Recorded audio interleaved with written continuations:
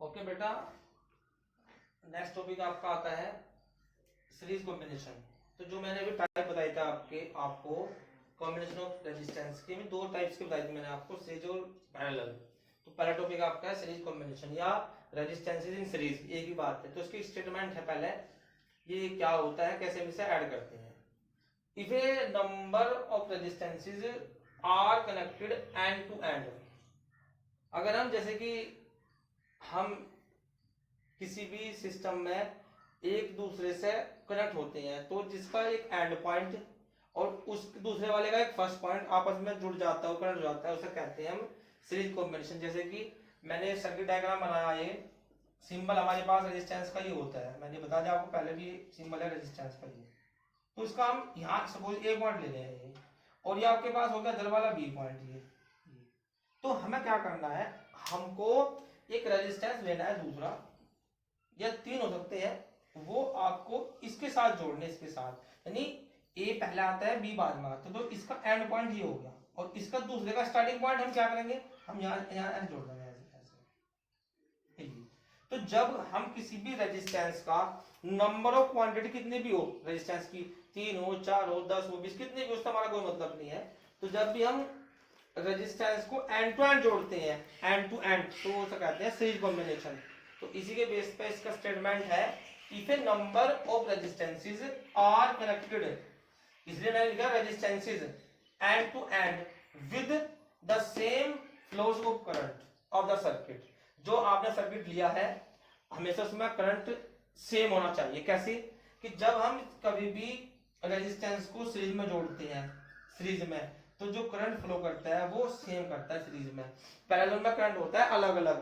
तो उसका circuit diagram मैंने बनाया, एक रेजिस्टेंस, फिर सेकंड रेजिस्टेंस, इसकी वैल्यू R1, इसकी वैल्यू R2, बीच में जो एक पॉइंट होता है कनेक्शन, जैसे बोलते हैं कनेक्ट द पॉइंट, इसमें मैंने पॉइंट लगाया, इसका वोल्टेज V1, इसका वोल्टेज V2, जो सेल लिया आपने इसकी वोल्टेज V, यानी इस V वोल्टेज से पहले रेजिस्टेंस में कम वोल्टेज या ज्यादा वोल्टेज, दूसरे में कम, क्योंकि हमेशा क्या होता है, वोल्टेज जो फ्लो होता है, अगर कोई भी अप्लायंसेस उसके पास है तो वोल्टेज थोड़ी ज्यादा रहती है, कोई उससे अवे होती है, दूर हटती है, या दूर कनेक्शन है तो उसकी वोल्टेज कम हो जाती है। तो इसलिए V1 और V2 अलग अलग रहेंगे।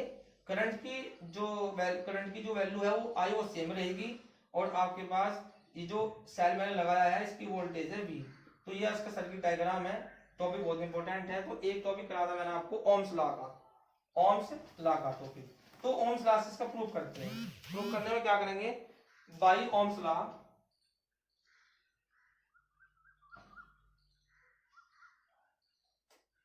बाई ओम्स लॉ हम क्या करेंगे, पोटेंशियल जो ड्रॉप है, potential drop, potential difference, potential difference across the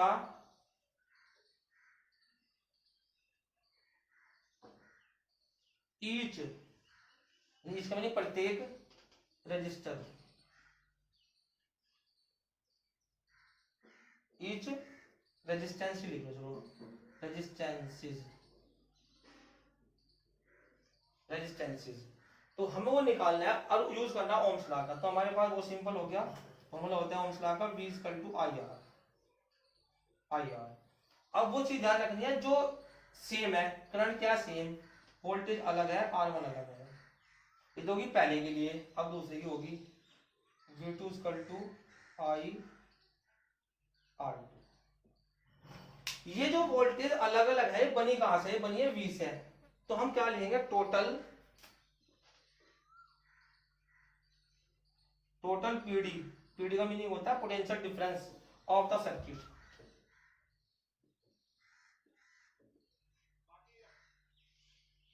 of the circuit वो होगा V equal to V1 plus V2। बहुत इंपॉर्टेंट पॉइंट है ये, बस जिसके दो स्टेप याद रहेंगे, ये वाले इसका प्रूफ। V, इस V के द्वारा जो ओम्स लॉ है वो बैठता है आपका आई आर। और आई हम कौन सा निकाल लिया, ओ सॉरी, हम आर कौन सा निकाल लिया, सीरीज का, तो लिख देंगे RS। और ये क्या होगा, V1 की वैल्यू ऊपर से IR1 क्या होगी IR2। दोनों में क्या कॉमन है I, क्या बनेगा R1 प्लस R2, और ये क्या है I और RS, I सारी कट दोनों इक्वल टू मतलब RS is equal to R1 plus R2। अगर यही फॉर्मूला हम सीरीज कॉम्बिनेशन में भी कर लेते हैं, उसमें सॉरी 3 के रेजिस्टेंस के लिए भी कर लेते हैं 3 के लिए, तो जब भी क्या करेंगे आप बस केवल R3 ऐड कर देंगे, R3 only, R1 plus R2 plus R3। अगर 4 के लिए करते हैं तो जगह के 2 यहाँ है, दो ही होंगे, आगे जोड़ देंगे, सर्किट को बढ़ा देंगे और वोल्टेज बैटरी लेंगे एक ही सेल। तो किसी के लिए कर लो, कितने भी नंबर ऑफ क्वांटिटी आपके पास हो, नंबर्स और रेजिस्टेंस की फॉर्मूला सबका सेम रहेगा। तो फॉर्मूला हो गया आपका सीरीज कॉम्बिनेशन का RS equal to R1 plus R2। और जो पैरेलल कॉम्बिनेशन का है, पैरेलल का अगर हम इसका जो दूसरा टाइप है वो है रेजिस्टेंसेस इन पैरेलल या पैरेलल कॉम्बिनेशन, उसका जो फॉर्मूला है वो आपको अपने आप प्रूव करना है, वो है 1/RP equal to 1/R1 plus 1/R2। ये भी 2 के लिए है, इसमें अपॉन में आता है, इसमें सिंपल आता है। यहां से क्वेश्चन बनता है बहुत इंपॉर्टेंट, बहुत आता है एग्जाम में, कि अगर रेजिस्टेंस सीरीज में हो, मेरे रेजिस्टेंस और मेरी रेजिस्टेंस पैरेलल में हो, तो जो इक्विवेलेंट रेजिस्टेंस आएगा, ऐसा कहते हैं इक्विवेलेंट, ये जो आपका क्योंकि ये जुड़ा हुआ आया है बढ़ा हुआ, जब बोलते हैं इक्विवेलेंट टोटल, जो इक्विवेलेंट रेजिस्टेंस आएगा वो ज्यादा किस्म आएगा, ज्यादा किस्म आएगा, यानी मोर रेजिस्टेंस किस्म होगा सीरीज में और या पैरेलल में।